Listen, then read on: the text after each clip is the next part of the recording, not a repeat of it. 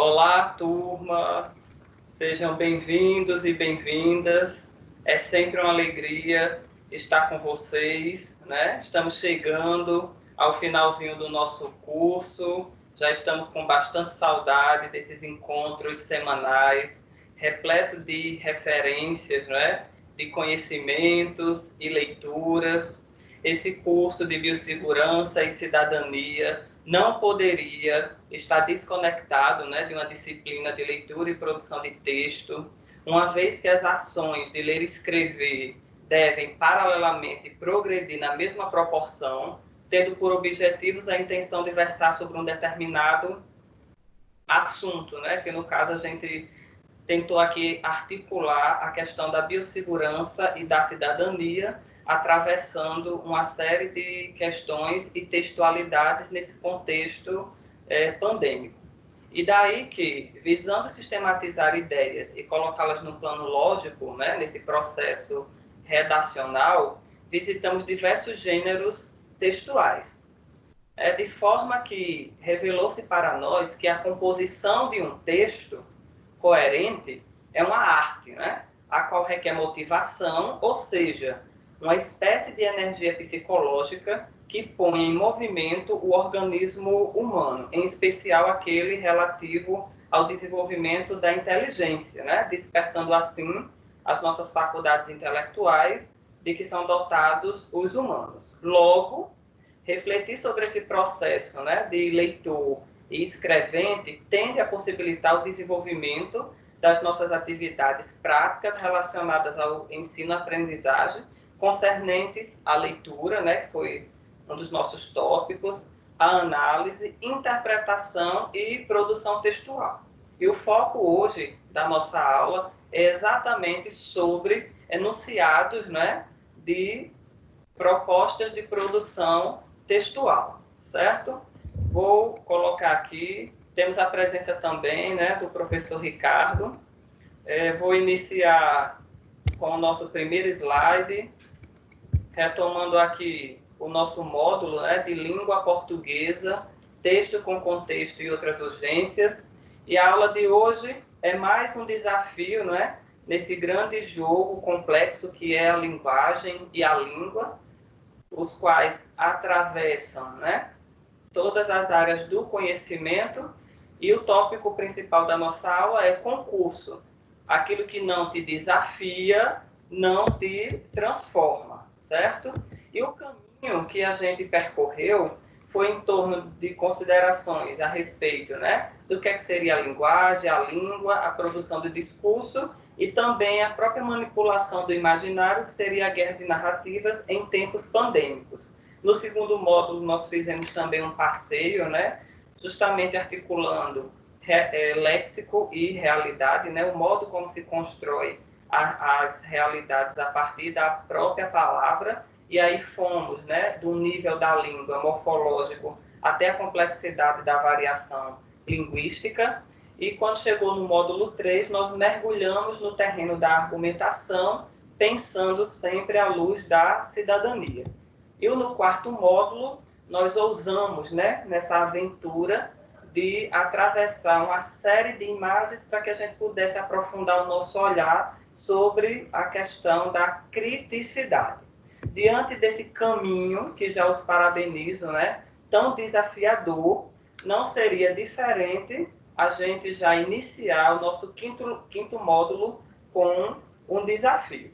Então, essas unidades que nós pensamos, né, que constituímos, e nós estamos apresentando, né, em cada módulo, visa justamente a concepção de conhecimento, né, sobre o uso da língua portuguesa voltado às práticas de leitura e de produção de texto, como essa faculdade, turma, de desenvolver um conjunto de ações relativas ao uso da linguagem como atividade social, em especial a prática de redação como forma de expressar e também externar conhecimento, né? Então, a gente percebe que as nossas práticas de língua portuguesa, voltada à estrutura e articulação textual, como um suporte de aprender a aprender e praticar o processo de leitura, análise, interpretação e construção de texto aplicadas ao próprio processo da nossa aprendizagem.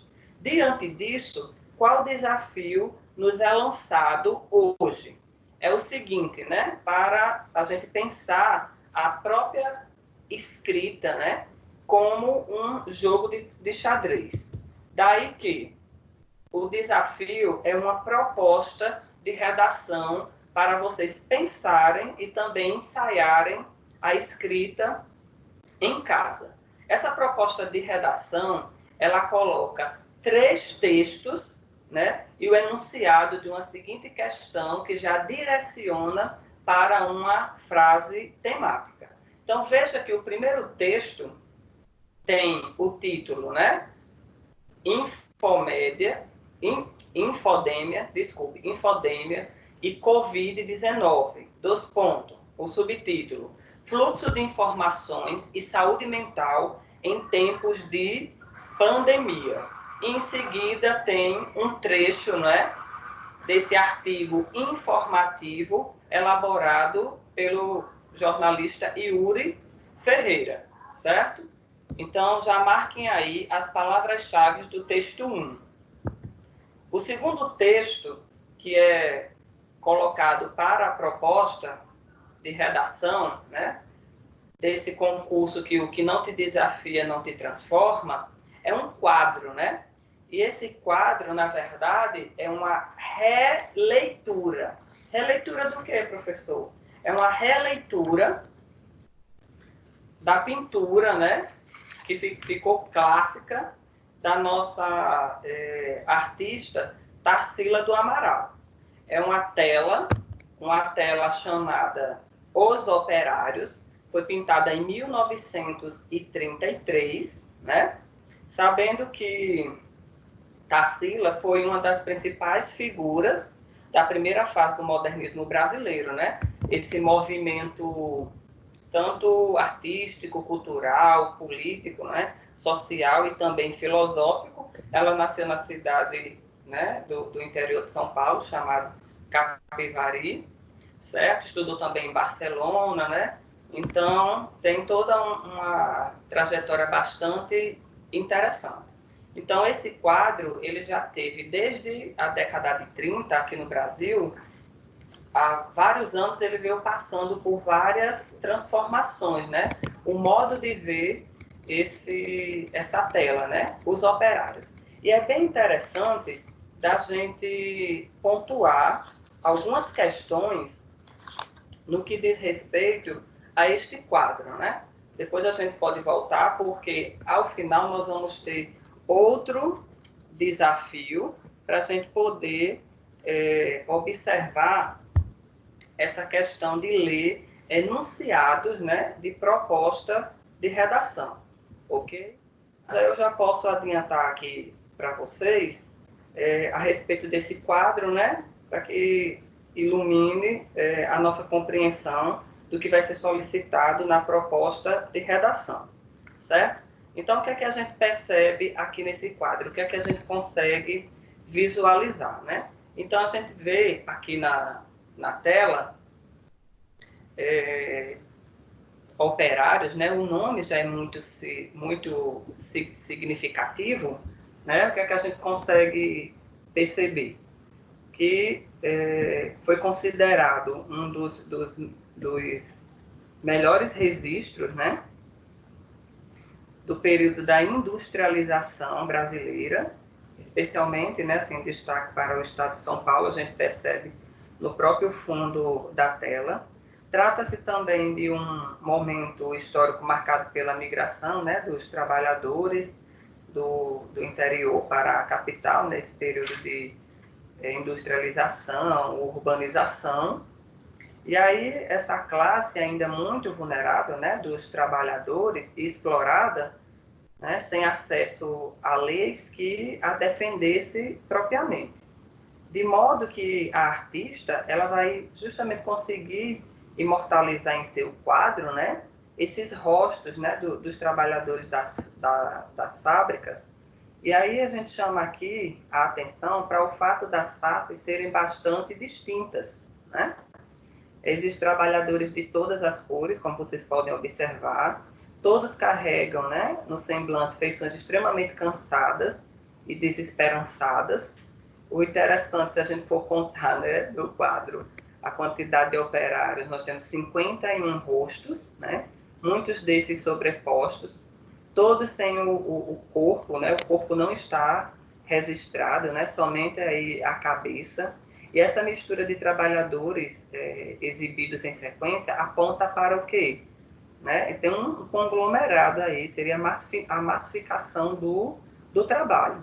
E os operários, eles também olham todos na mesma direção, seria para a frente, e não estabelecem qualquer contato visual uns com os outros.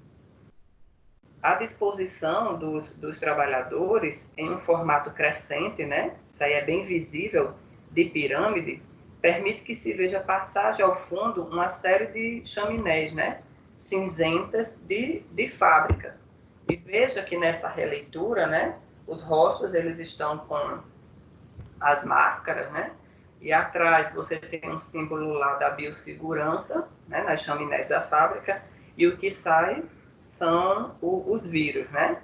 E olha essa ideia da pirâmide. Daí que na pirâmide permite que se veja a paisagem ao fundo, né, uma série de chaminés cinzentas de fábricas.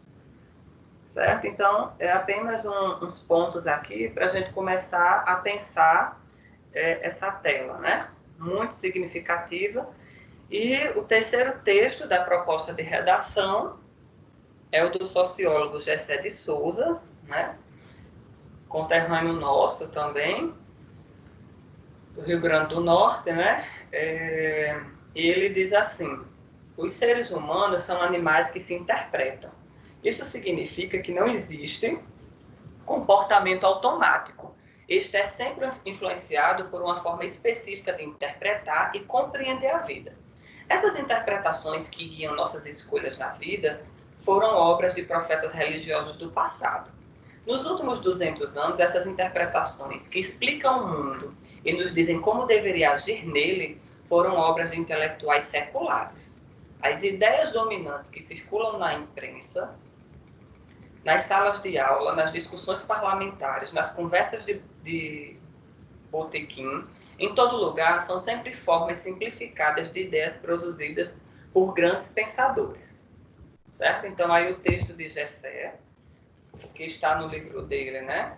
Chamado A Tolice da Inteligência Brasileira, ou Como o País se Deixa Manipular. Provavelmente esse fragmento deve ser um dos capítulos desse livro, da proposta de redação, e o que será que Gessé está propondo aqui. Veja bem, nós temos aí 3 textos que se direcionam para a seguinte temática, né? A seguinte frase temática. Com base na coletânea acima, redija um artigo de opinião, 30 linhas, sobre o tema Como combater fake news em tempos de pandemia e de protagonismo crítico. Olha que interessante, né? Este é o grande desafio da nossa aula. Para tanto, nós vamos passar por vários pontos de inflexão da nossa aula. A nossa aula, ela vai perfazer o seguinte caminho, né, que é uma aventura. Aproveitem ao máximo, né? Vai funcionar como uma espécie de guia prático, né? Essa aula ela foi planejada como uma trilha, né? Uma trilha mesmo para o uso da língua e da argumentação. E no caso, essa quinta aula, né, nós vamos mirar nossa compreensão para construirmos justamente, né, um ambiente de estudo e, ao mesmo tempo, de como proceder diante de enunciados de provas discursivas, né, voltadas para a proposta de redação. Então, nesse primeiro momento já foi lançado para vocês, né, uma situação problema, que é o desafio, onde tem esses 3 textos e a própria frase temática.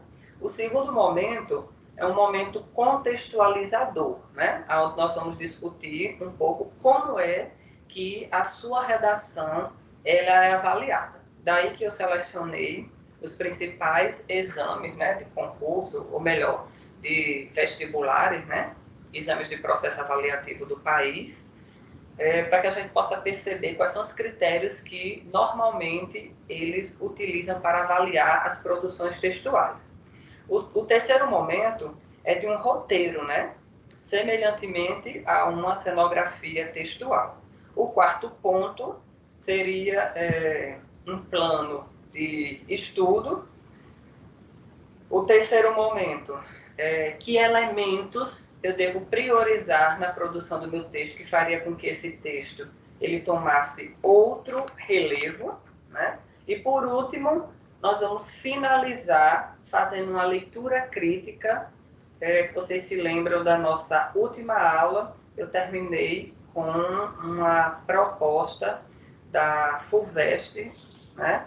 E aí eu queria voltar a fazer uma leitura analítica daquela proposta, de modo que ajude vocês a fazerem também, da mesma forma, né, ou semelhantemente, a leitura lá do nosso desafio do início da aula. Bem, prosseguindo, nesse passo a passo, como é que a gente deve, então, se portar diante dessa proposta, né? Então, o primeiro passo seria da gente fazer, então, a leitura, né, e releitura da coletânea e do tema proposto no desafio, e que, no caso, procuremos identificar quais seriam os conceitos fundamentais a partir dos quais você deve desenvolver a sua análise redacional. O segundo passo é justamente compreender o sentido básico de cada fragmento, né? Citação, imagem da coletânea, e aí fazer a seguinte pergunta, né? Essas ideias, né? Esse tema abordado, ou questão, ou problema, eles convergem ou eles divergem, né? Então a gente percebe lá o artigo informativo, né? A pintura, e no caso a prosa, né? De Gessé de Souza. Como é que eles dialogam? Em que pontos eles se aproximam e que outros pontos eles se distanciam, certo? No caso, o terceiro passo, a gente tem que perceber que, de acordo com a coletânea, a gente faria a seguinte pergunta, né? Que critérios podem ser adotados para a discussão? E indique, né, os fragmentos que apontam para esse caminho. Então, o que é que você destaca dos textos, né, e vai formando os critérios para poder responder à frase temática. Lembrando que a frase temática é onde eu me mantenho circunscrevendo o assunto que eu devo abordar desde a primeira linha do texto até a última linha, né, para que de fato não ocorra aquele problema de zerar a prova, que seria fuga ao tema, ou então aquela fuga parcial que os concursos chamam de, no caso, fazer... tem um nome específico que eles utilizam, né? Que é fuga parcial, seria, certo? Então, no caso, o quarto passo é planejar o projeto de escrita, né? Fazer o famoso rascunho, e após a leitura analítica do tema e da coletânea, é hora de escrever a redação proposta. Ok? Então, turma, nesse passo a passo, qual seria, então, a síntese, né? Anotem aí. A síntese do passo a passo é: de que fala o texto, como o texto está... 2, né? Como o texto está problematizado. 3, qual o fio condutor da explanação desses textos? Estamos falando da coletânea, né? 4, que tipo de raciocínio, né, os textos eles seguem na argumentação. E o quinto passo seria sintetizar os principais tópicos, fazer o resumo, né, e começar a escrever como forma de exercitar, ok?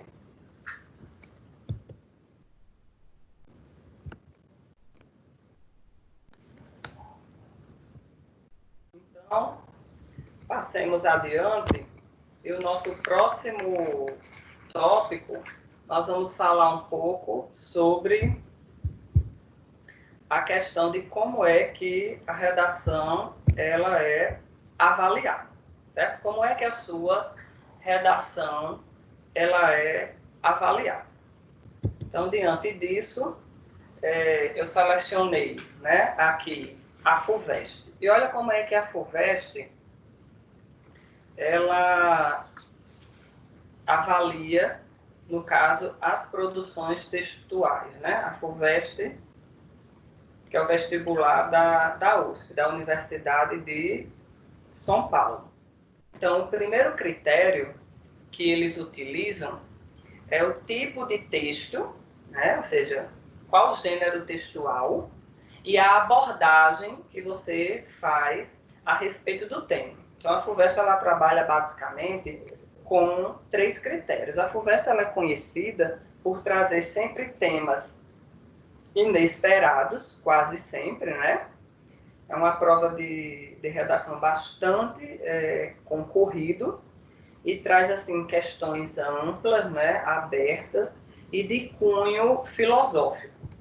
Então, o segundo critério diz respeito à estrutura do texto, né, a forma. E o terceiro seria a expressividade que esse candidato ele apresenta. Então, quando a FUVEST ela fala de tipo de texto e abordagem, o que é que os avaliadores eles verificam? Eles verificam se o texto configura-se como, no caso o texto lá pedido é uma dissertação, né? Nós vamos igualar aqui a argumentação. E se atende ao tema proposto, que seria a questão da abordagem. O candidato ele deve mostrar a habilidade de compreender a proposta de redação e quando esta contiver, né, uma coletânea, que ele se revele capaz, né, o candidato, de ler e de relacionar adequadamente os trechos que a integram, né? E analisada a abordagem, a efetiva progressão de desenvolvimento do tema e a capacidade do candidato de criticar e de argumentar. Quanto à estrutura, o que se avalia é o componente de ferramentas que foi utilizado. Por exemplo, a paragrafação, a coesão textual, que seria a composição, né, de frases, períodos, parágrafos, a coerência das ideias. O grau de coerência ele vai refletir na capacidade do candidato em relacionar os argumentos e organizá-los de forma a extrair, né, conclusões apropriadas e também sua habilidade para planejar e construir um texto significativo. E quando eles colocam, né, o critério de avaliação de expressividade é a questão da clareza ao exprimir as ideias.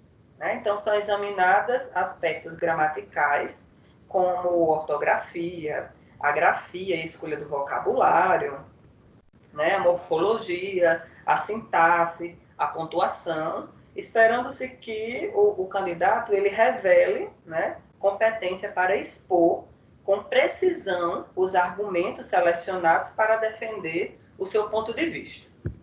Já a Unicamp, que foi a outra universidade que eu selecionei para vocês, né, que chegou a pedir não só na prova discursiva um texto, mas pedir 2, por exemplo, como o gênero textual carta, discurso e até mesmo manifesto, né? Então, os critérios de avaliação que se coloca na Unicamp, ao invés de 3 critérios, a banca da Unicamp avalia 4 critérios. Que o primeiro é o gênero de texto e a interlocução, o propósito, a leitura e a articulação da escrita. Quando a Unicamp fala a respeito do gênero de texto e a interlocução, eles focam em quê?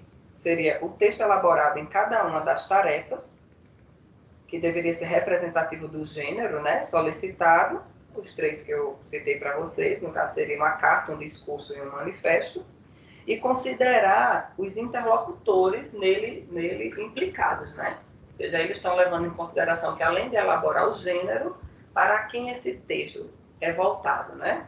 Para que público, para quais pessoas. No caso, o propósito. Aqui, o propósito, o candidato ele deveria cumprir o propósito da tarefa que é solicitada, observando o tema, a motivação e as instruções da elaboração. Ok? Quanto à leitura, o que é que se espera do candidato? Que ele estabeleça pontos de contato com os textos fornecidos e ele também deve mostrar a relevância desses pontos para o seu projeto de escrita e não simplesmente reproduzir os textos ou parte deles em forma de colagem direta, né? Que é um problema que a gente vai chamar a atenção aqui, da questão da colagem direta dos textos, né? E, no caso, o quarto ponto seria a articulação da escrita. Os textos, eles devem propiciar uma leitura o quê? Fluida, né? Então, seria, no caso, fluida para quê? Para que possa envolver, né, o interlocutor, ter uma articulação sintática e semântica ancorada no emprego adequado de elementos coesivos e de outros recursos necessários à organização dos enunciados. Ou seja, nesse ponto, o candidato ele deve demonstrar habilidade na seleção de itens lexicais apropriada ao estilo dos gêneros solicitados, né? E no emprego das regras gramaticais e ortográficas que vão atender a modalidade, né, de escrita que eles solicitam, que é a modalidade culta, padrão da língua portuguesa, ok? No caso, a outra universidade, né, o exame, a prova, é da UNB, da Universidade de Brasília. E a Universidade de Brasília, ela também trabalha, igual a FUVEST, né, no caso, com 3 critérios. E daí o primeiro critério é o domínio de habilidade de expressão em prosa. Aqui, o candidato, né, ele precisa mostrar que consegue redigir o gênero solicitado, e aí pode ser textos tanto informativos quanto argumentativos. O segundo critério, que é o domínio do conteúdo e expressividade, né? Olha que interessante esse aqui, domínio do conteúdo e expressividade. É exatamente o desenvolvimento que eles avaliam do tema, né? Ou seja, o domínio do conteúdo, né? Juntamente com a expressividade que a gente já falou aqui, referente lá à FUVEST, né? Já explicamos o que seria expressividade. E o outro aspecto é o domínio escrito da norma padrão, que é que se avalia justamente o que a gente também já disse aqui, que é a grafia, acentuação, morfologia, sintaxe, né? Esses aspectos gramaticais e até mesmo as escolhas da palavra, que a gente coloca como a propriedade vocabular. E aí, a PUC do Rio, né? É bem interessante a PUC do Rio, porque a PUC do Rio ela não trabalha com critérios de avaliação isolados, né? Na verdade, ela não atribui pontos de nota por aspectos isolados. Ela vai avaliar, né, o texto como completo. E aí, o que é que ela observa, né? No geral, não como critério, mas no todo do texto. Seria a estrutura temática articulada e atendimento aos comandos da proposta, né? Segundo ponto, a abordagem reflexiva do tema com argumentação. E o terceiro seria, se no caso o candidato ele traz parágrafos bem construídos e conectados, se apresenta formulação de frases, não é, adequadas, domínio dos recursos da língua escrita, dirigido para a produção de efeitos de sentido e domínio da língua culta escrita, certo? Então, aí seria, digamos, aspectos do texto que é avaliado na totalidade da produção textual. E, por último, né, o mais famoso e conhecido dos últimos anos, que é a prova do exame, né, nacional do ensino médio. E aí, em todos os anos, o Enem está sendo a prova mais reportada, né, e discutida, justamente sua relevância ela é notória, né, pela importância e a abrangência nacional do exame para ingresso no ensino superior público e por ser uma prova que vale 1.000 pontos, né? E o interessante dessa prova é que ela pede um texto dissertativo argumentativo, né? Então se trata de um texto de opinião e que sempre traz uma avaliação de compreensão, né? De questões sociais, culturais, científicas ou políticas, né? E exige do candidato uma capacidade de elaborar uma forma de enfrentamento dessas questões, entendida como sua formação em cidadania. O Enem, ele trabalha, né, os critérios de avaliação abertamente com 5 competências, né? Então, são os critérios, assim, bem definidos, né, de cada competência e abarca, digamos assim, boa parte das dimensões de um processo redacional. Então, na competência 1, você tem um domínio, né, da norma padrão da língua portuguesa.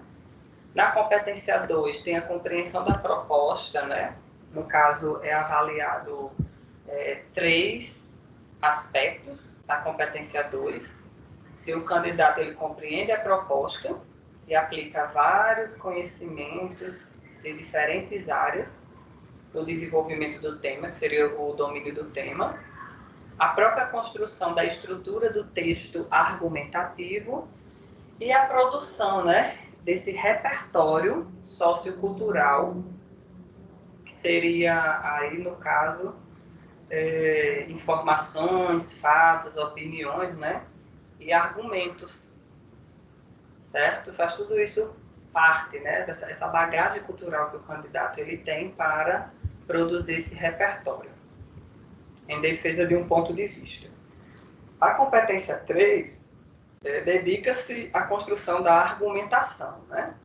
Então, na construção da argumentação, o candidato ele tem que selecionar, relacionar, organizar, interpretar informações, fatos, opiniões e argumentos em defesa desse ponto de vista. Assim coloca a matriz de correção, né, da prova do Enem. E, no caso, a competência 5 se dedica à coesão do texto, né? E aí o candidato ele precisa demonstrar que sabe utilizar os mecanismos linguísticos para a construção da argumentação. E, por último, na parte da conclusão do texto, o candidato ele precisa apresentar uma proposta de intervenção, né, para o problema social abordado, respeitando aí os valores humanos e considerando a diversidade sociocultural. Ok? Então, se a gente for fazer uma síntese, né, por que eu fiz questão de passar por esses grandes exames e que a gente pudesse ter um olhar do que, de fato, eles exigem em termos de produção textual. Se a gente for fazer uma síntese, é bem importante do que a gente pode sempre levar em consideração quando a gente for produzir os nossos textos. Claro que, a depender do gênero textual solicitado e do próprio contexto de comunicação, esses critérios, essas competências e essas habilidades, elas podem sofrer alteração. Mas considerando o nosso foco aqui, que nós estamos trabalhando com textos de opinião, textos que vai ter na sua estrutura do texto, né, a sequência textual argumentativa, a síntese seria essa daqui, né? Então, a gente tem que levar em consideração esses 5 aspectos da construção do texto. Então, toda vez que eu for escrever um texto, eu preciso, né, demonstrar, dominar, externar essa capacidade de exprimir-se com clareza. 2, capacidade de organizar ideias. 3, capacidade de estabelecer relações dentro do próprio texto e com outros textos. 4, capacidade para interpretar dados e fatos, ou seja, quais são as informações que eu trago para o meu texto, como é que eu vou abordar em função de um propósito comunicativo. E o quinto ponto é a capacidade de elaborar hipóteses. Chegamos então, turma, agora a um momento importantíssimo, né, da nossa aula, que é justamente esse roteiro, né, com 6 pontos de como é que a gente deve proceder quando nós estamos diante de uma proposta de redação, né, e como ir seguindo, né, passo a passo, o que é que eu devo fazer para construir o meu texto. E é um roteiro, assim, bem interessante para que a gente não fique nervoso, né? Para que nem ansioso. É um roteiro para que a gente se planeje, se prepare, porque escrever significa a gente se planejar, né? Então, o planejamento é algo prévio. Né? Então, eu preciso exatamente estar preparado para essas situações que eu for solicitado a fazer uso da minha escrita, certo? Então, de modo que esse roteiro, né, nos apoie, nos auxilie, para que a gente não fique nervoso. Então, a gente vai seguir com os seguintes passos. São 6 passos no total que vai iluminando, né, digamos, esse nosso desafio da escrita. De modo que a gente pode pensar, eu fiz essa relação de um roteiro, né, com essa questão do que vai se desdobrando, né, num filme. E aí, que cenografia textual é essa que se põe para nós? Diante disso, esse roteiro não é para a gente ficar nervoso. Da mesma forma que a gente pode ter um texto, né, instrucional, nos orientando como a gente manter, né, o nosso controle da nossa ansiedade, né, pedindo para que a gente descanse o nosso cérebro, procure informações confiáveis, né, para não cair naquela questão da